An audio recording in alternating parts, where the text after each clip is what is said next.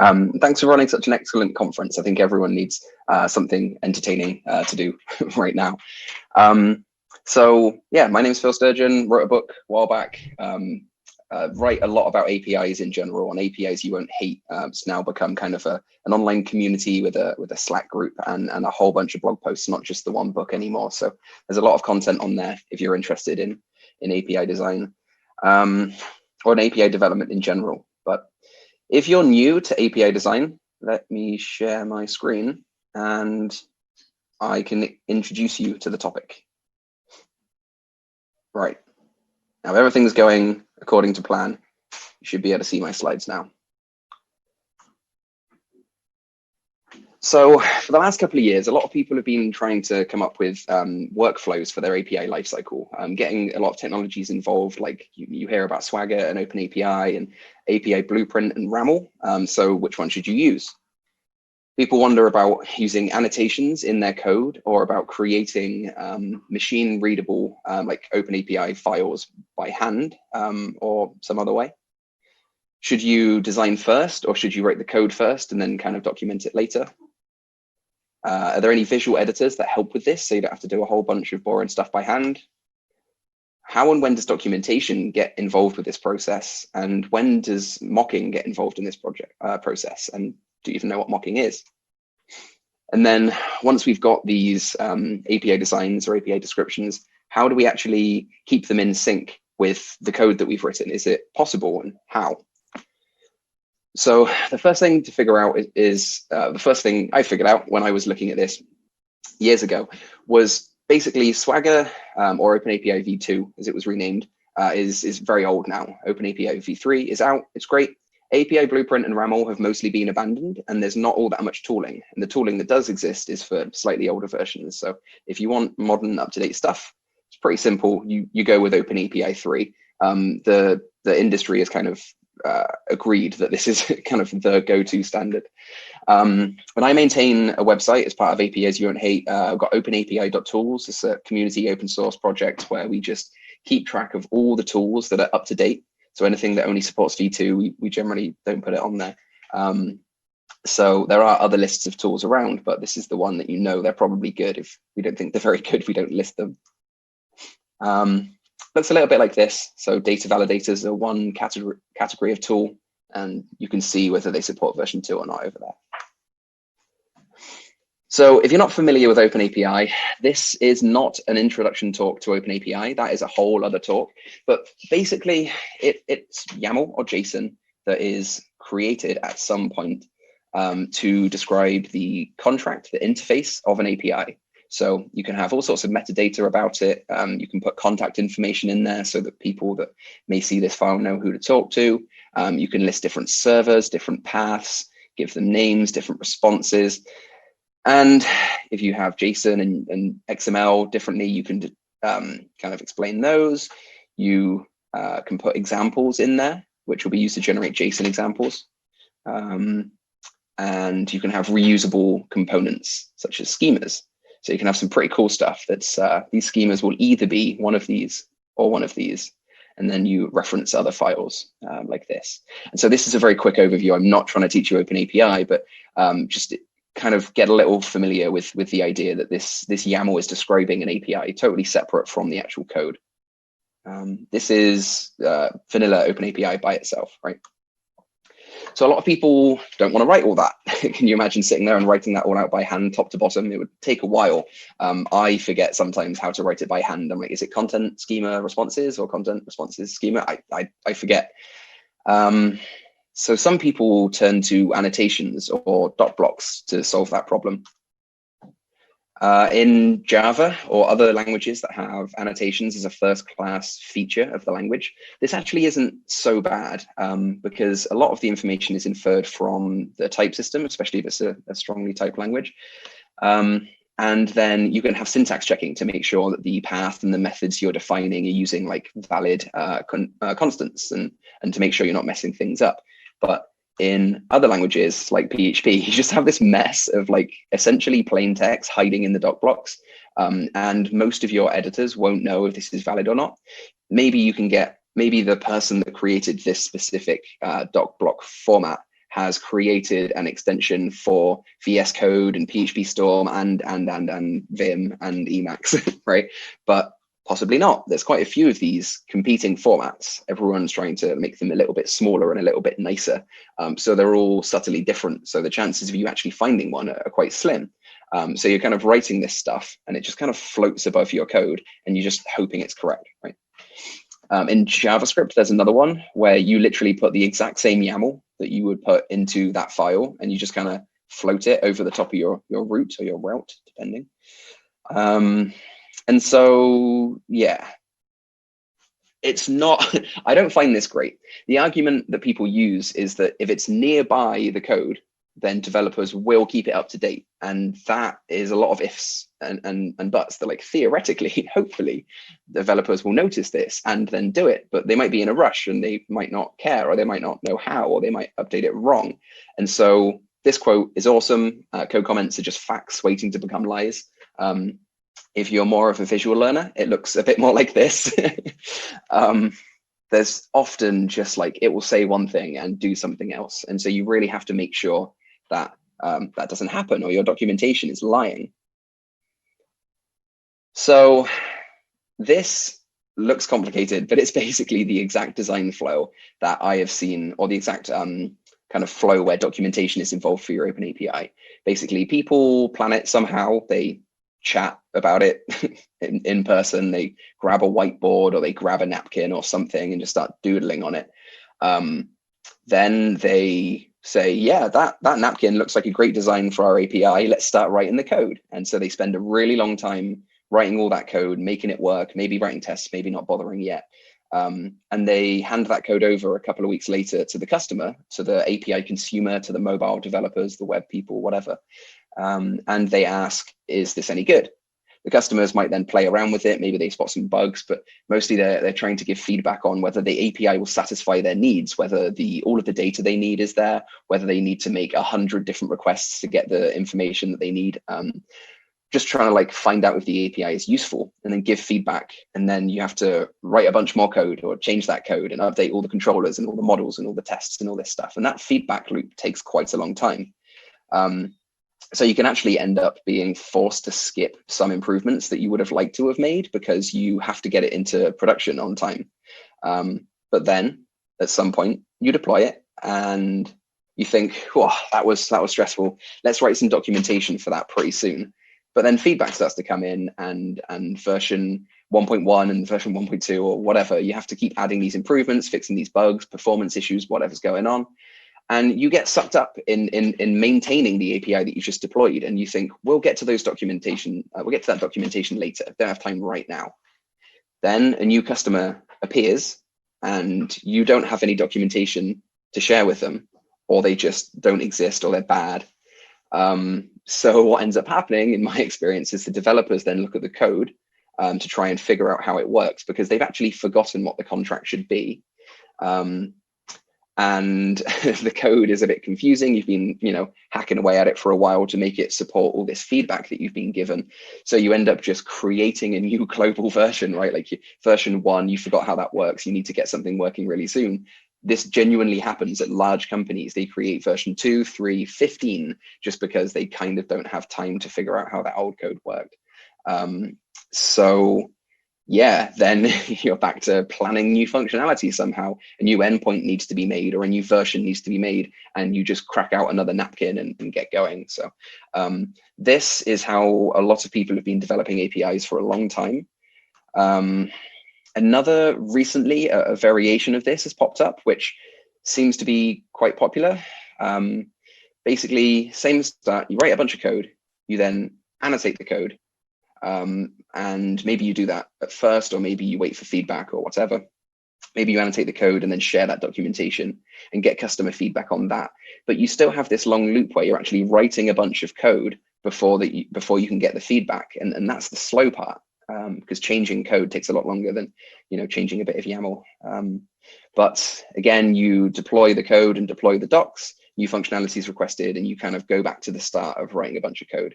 This is a slightly better variation of code first, but still not great.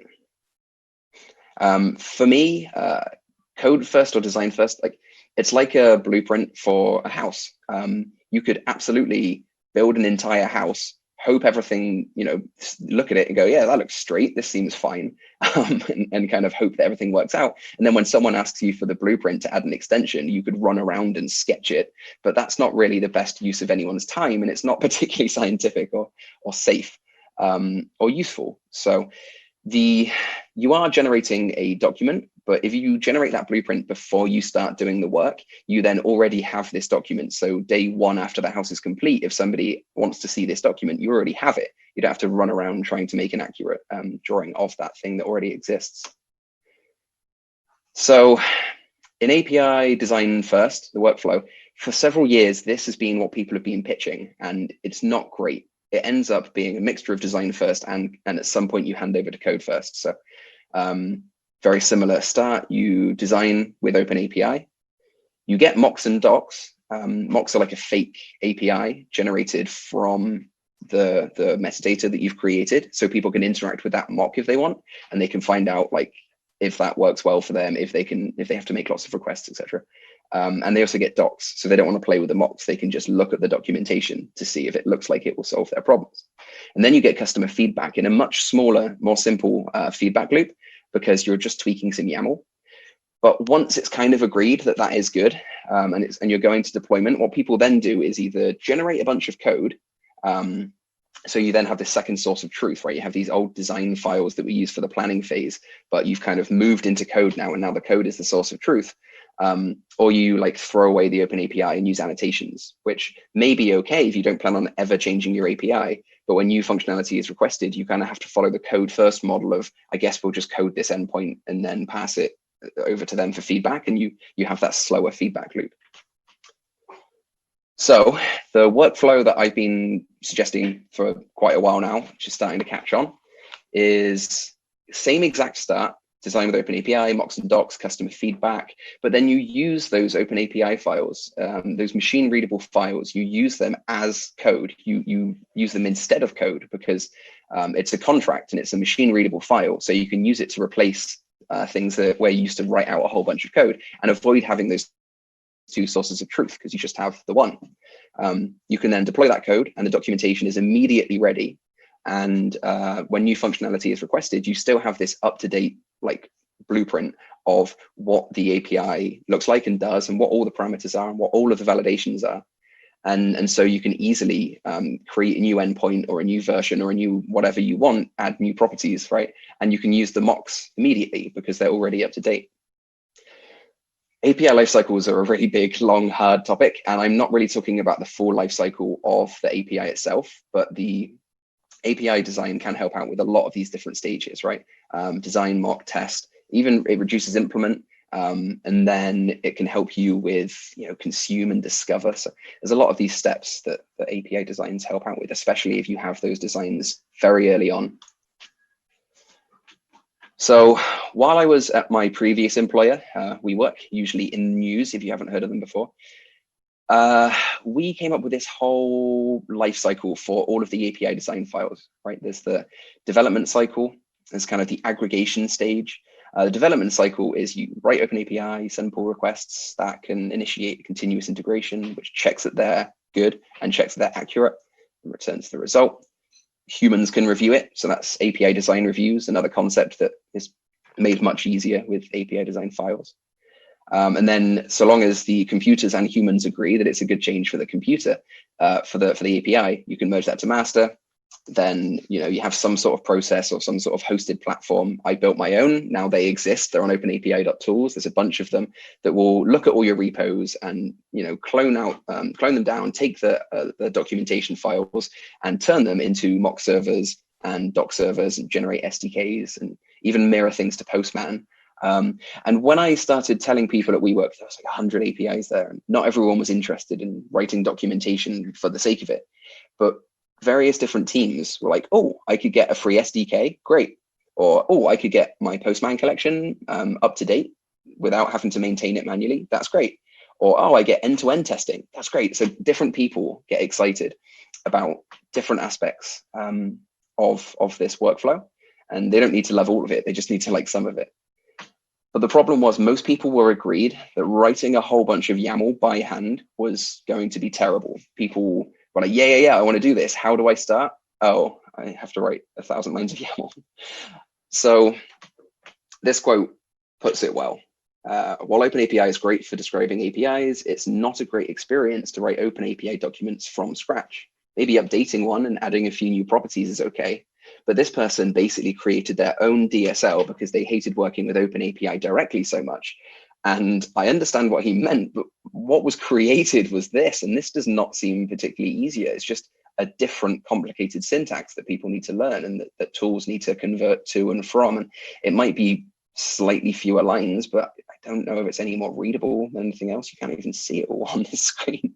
So yeah, DSLs are an option. Some look nicer than others, but again, you have the problem where syntax highlighting might not work and just various different things. So while I was still at WeWork, I was wondering, where are the visual editors? Where are the GUIs for this, right?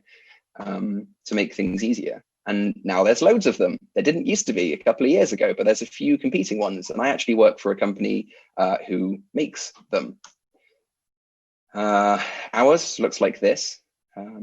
And you know, you can edit all of your paths on the side and update all the information and URLs and methods, and you can just click your way through it. And you never really need to look at OpenAPI. You don't need to know what it looks like, because you can just work with files in your local file system, or you can use the online hosted version.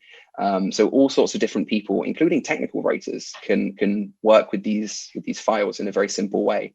And even really complicated things like data types and all ofs and any ofs, which lots of people that do know OpenAPI don't understand, including things like using references to break files down and spread them across multiple files. So if you've ever considered working with Swagger or OpenAPI and you've seen these like 5,000 line YAML files, you don't need to worry about that because you can split things up with ref. But again, this isn't really a tutorial about how to use OpenAPI, but a lot of these tools will mix OpenAPI description files with markdown files. So you can write tutorials and guides as well as just the reference documentation, which is very important. And another awesome benefit built into a lot of these editors is the concept of linting. If your editor has a lint tool, or you're using it in the CLI wherever, that supports custom rule sets, you can actually enforce API standards and style guides before people start writing, because if you lint an API that someone's already made and then they output some OpenAPI, it might be too late to give them any feedback on that API because it's already code, it's already in production. But if you're working with OpenAPI, you can have these custom rule sets. I made one here that says every single error, so anything with a 4 or 5 response, should be one of these two well-known error formats, right? So we don't want to have custom error formats in our APIs that people might not know how to handle. Or you can have rules like something really, you must use kebab case for URLs instead of underscores, right? Like the entire company can just decide all of our URLs are going to have underscores. And so you can run these linters in your CLI for developers to get real-time feedback. You can do it in VS Code. Spectral, it exists in both CLI and VS Code.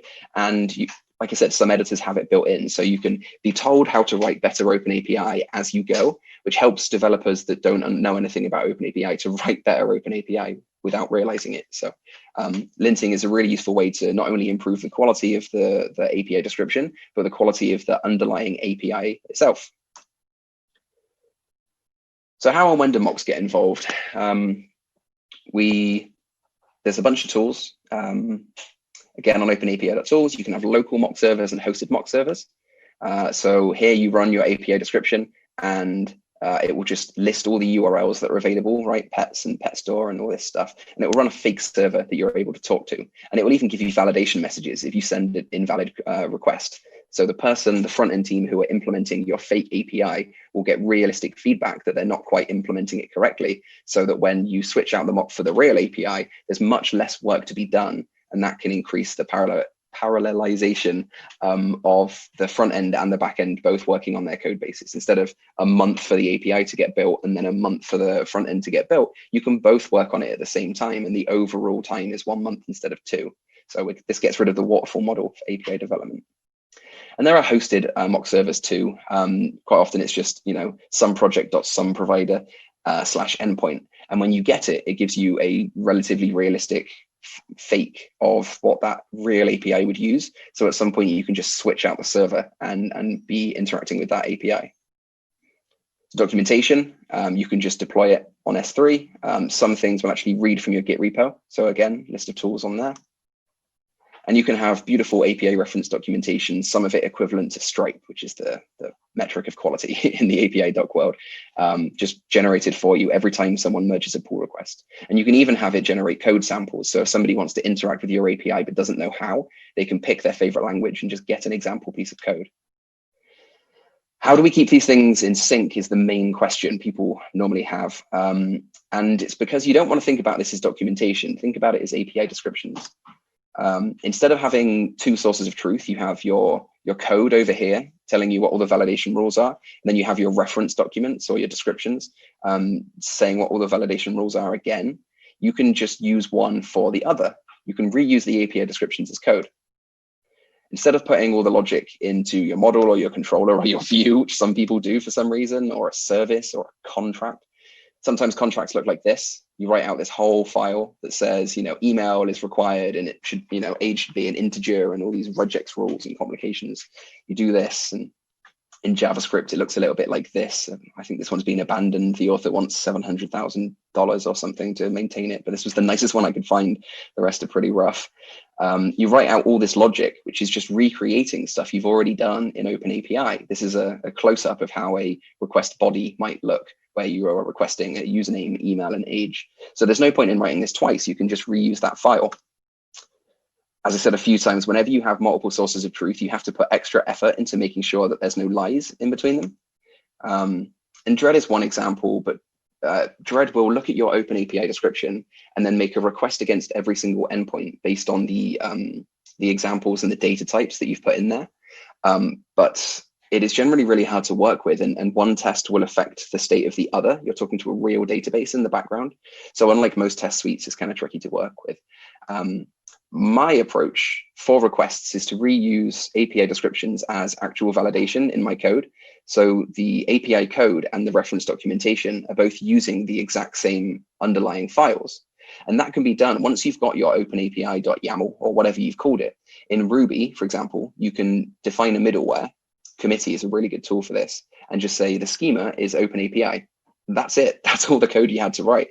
And now every time someone makes a request to one of your endpoints, if that endpoint is defined in OpenAPI and there are validation rules and they are breaking those validation rules, they'll simply get an error saying like, hey, this widget price is meant to be an integer, but you sent a string or whatever. And that massively speeds up how much work you need to do. There's loads of these tools in every single language. So openapi.tools will help you find an up-to-date list, but it's everywhere. And so what that means is if you already have validation code, you can delete it. And if you're creating a new application from scratch, you just don't bother writing it in the first place. So it's a win-win for everyone, even if you already have an API. There will be some validations that you need to do. For example, like OpenAPI can help you find out if that email is unique, right? Somebody might already have that in the database. So you still want to write that 5% of your validation rules that are doing something more complex and looking at real data, but it can at least confirm and validate that the information being sent is the correct shape and the correct format. And that, of course, only handles requests. For responses, some of the middlewares actually will do responses too, but I prefer to use acceptance testing or my existing test suite of any sort. To put contract testing in there. And again, that's really simple. If you split your files out so that each one of the models, each one of the payloads, so request body or response body, if you split them so they're in separate files, then you can just have one-line assertions. This is a RSpec example, and you say, get this URL, and then I expect the response to match the user model. And if it's incorrect, your test suite will fail. So if somebody updates the documentation in a bad way, or if somebody updates the code in a bad way, then because you're using the same stuff, it's going to break. You can do the same stuff with client-side validation, and I don't quite have enough time to go through this. I should delete these slides out, but you can make your models available online so that your front-end users can actually use those same exact model definitions. And that's another source of truth that you've removed. And you can, you can try try using any sort of JavaScript validator, and it will give you an error like this, right? This isn't a valid email address. And you can use that to compute real looking error messages that the client didn't have to write. So if the length of a name changes, then the client doesn't need to update any of their code. It just knows what the correct thing is. So this is the situation you can get to by using API design first. You not only have this one machine readable format, which works for everything, which contains all of your validation rules to use in all different locations, but you also had it before you wrote any code, which has sped up how much code you need to write. So once again, the workflow that I recommend to people is design it first with OpenAPI using a GUI editor if you want, or any sort of designer that you like the look of. You can all use different designers so long as they all go back into Git, right? One person can use Vim, doesn't matter. Use mocks and docs to give to your customers to get feedback really early on and keep them in the loop on the feedback, and find out what's good. And when you have agreed on that contract, you can use that contract. You can use those machine readable files. I use contract machine readable files and description kind of interchangeably. They're the same thing. You can use those files to simplify the code creation process, not even using code generation, just using like runtime validation, and improve the quality of your test suite and reduce how much time it takes to create that test suite.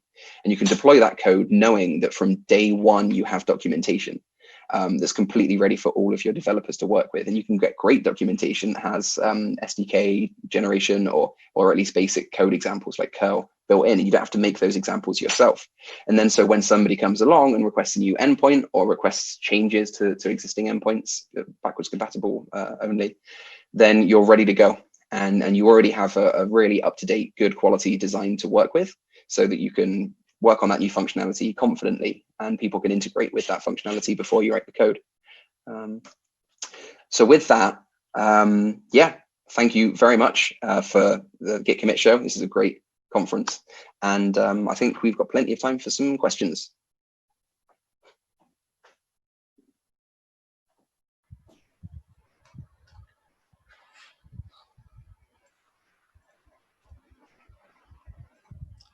Awesome. Thank you very much, Phil, for this presentation and enlightening us with the knowledge of how to design APIs.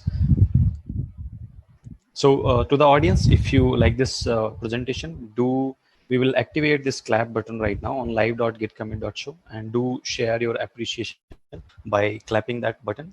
Meanwhile, you can also share your questions in the chat. If it is possible, we will get some people live here.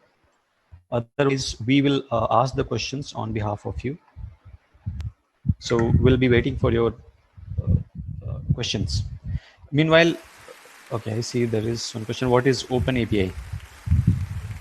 Fantastic.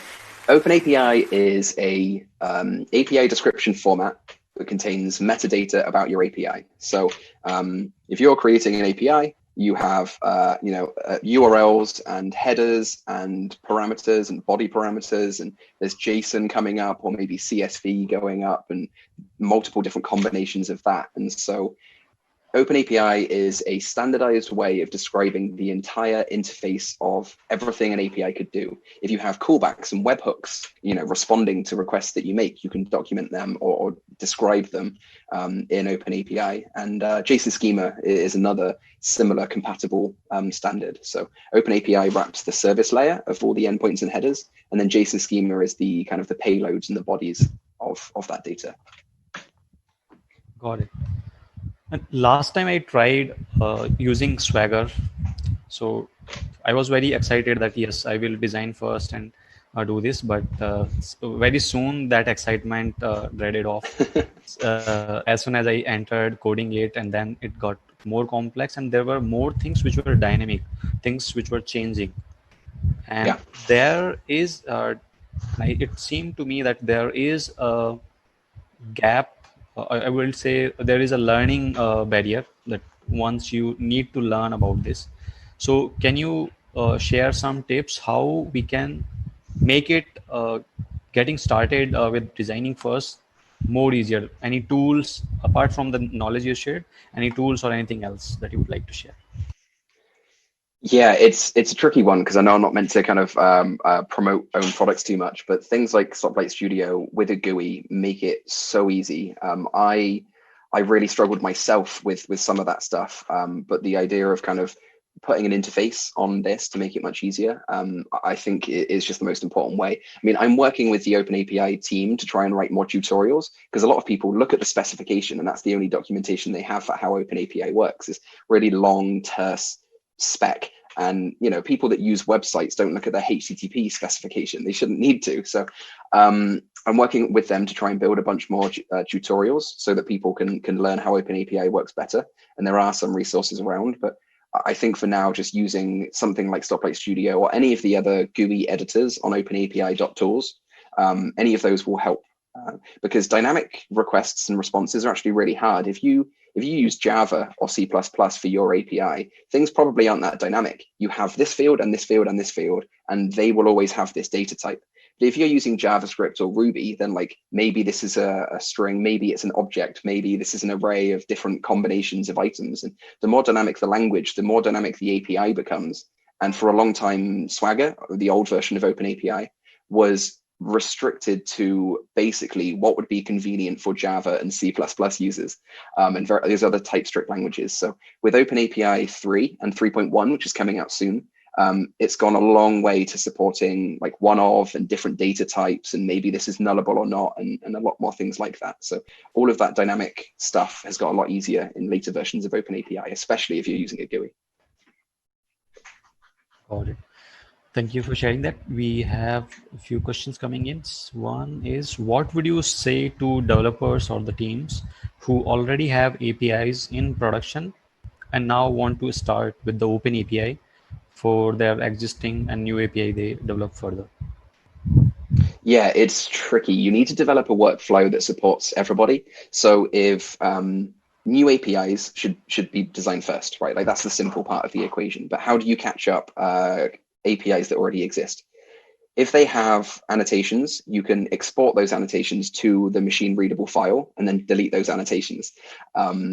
And you can, like I said, delete a bunch of your code and put the server-side validation in there, so that you're using that instead of the code. So you can slowly morph existing APIs towards becoming design first, especially if you say like the next version of this API will do, we're on version 3 right now. We want to build version 4. So we will use V4. We'll make that design first. And then when we deprecate the old APIs or the old versions, then we fixed it. So it's basically a game of catch up. But there are other things you can do. Like if you have Postman collections, you can convert those to OpenAPI, and then you have to like fill in a lot of the information because it doesn't store as much information about the payloads. But you can either convert from different formats. You can actually use certain tools to sniff real HTTP traffic coming through and try to infer the API description from that real traffic. Or you can just use design first for new stuff that you create, and old stuff goes away over time. Sylvain asked, please explain how you would recommend implementing contract testing, and specifically mentioning Dread does not seem to support OpenAPI 3 for now. Yes, so Dread has experimental support for OpenAPI 3, and I had to go a bit quick on that slide. I don't honestly recommend Dread. It's more of a tool for testing that your documentation seems like it's roughly correct than it is a tool for like contract testing. Contract testing, like I mentioned, if you Google search for JSON schema matches, or just JSON schema validators or OpenAPI validators, they're kind of interchangeable sometimes. If you use those existing tools in your existing test suite, you do a bunch of work and you send a post request to it, and then you are asserting that the response that comes back is valid compared to the JSON schema file that you have. That's one way of doing it. There's other ways of doing it. There's another tool that we made called Prism, which is a mock server. I demonstrated that a little bit with a screenshot, but it also has a proxy. So you can run a proxy server. You pass it 2 arguments. You pass it the OpenAPI file and the server that you'd like it to go to. And then you make requests to the Prism proxy, and it will validate that the requests you're sending and the responses that you're receiving match with the OpenAPI file. So if you send an invalid request, or if the server sends you something it said it shouldn't send, then you'll have an error blow up either in the logs, in a header, or in the payload, so you can't miss it. And you can implement this, just mobile developers can run that locally, or you can put it in your end-to-end test suite, so that all of your tests, when they go through your QA environment, whatever you call it, they will all blow up if anyone makes a bad request. And this replaces the concept of producer contract testing and consumer contract testing by just having like in-flight contract testing. So yeah, Prism Proxy, or literally any JSON schema validator or OpenAPI validator wrapped up in a test suite.